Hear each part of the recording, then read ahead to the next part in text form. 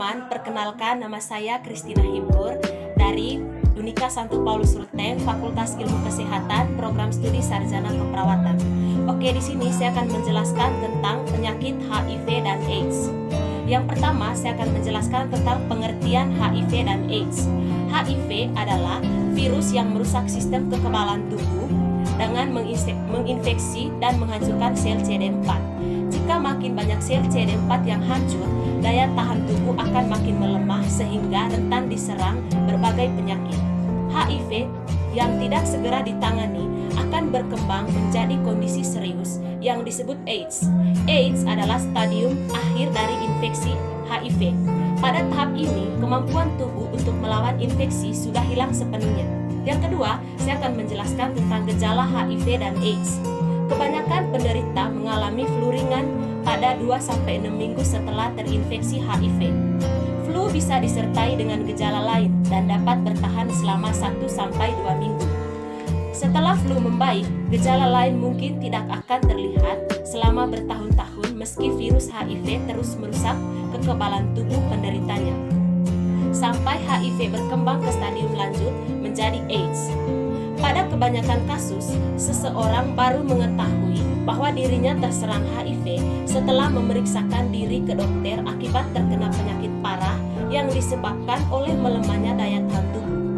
Penyakit parah yang dimaksud antara lain diare kronis, pneumonia, atau toksoplasmosis otak.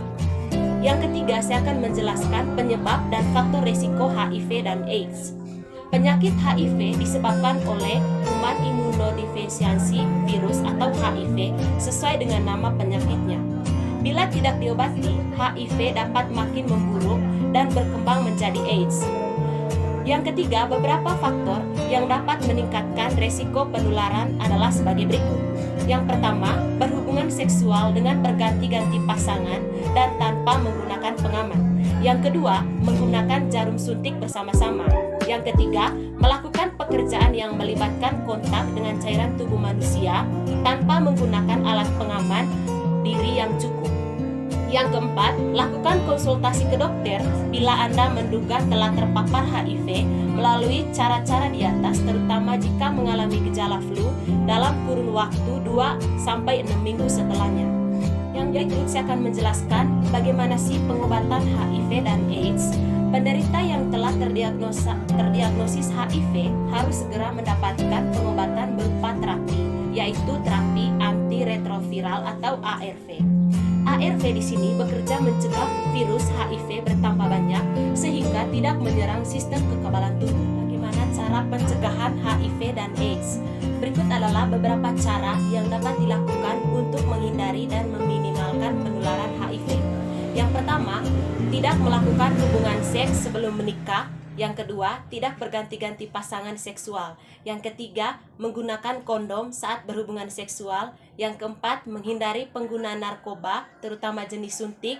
Yang kelima, mendapatkan informasi yang benar terkait HIV, cara penularan, pencegahan, dan pengobatannya, terutama bagi anak remaja.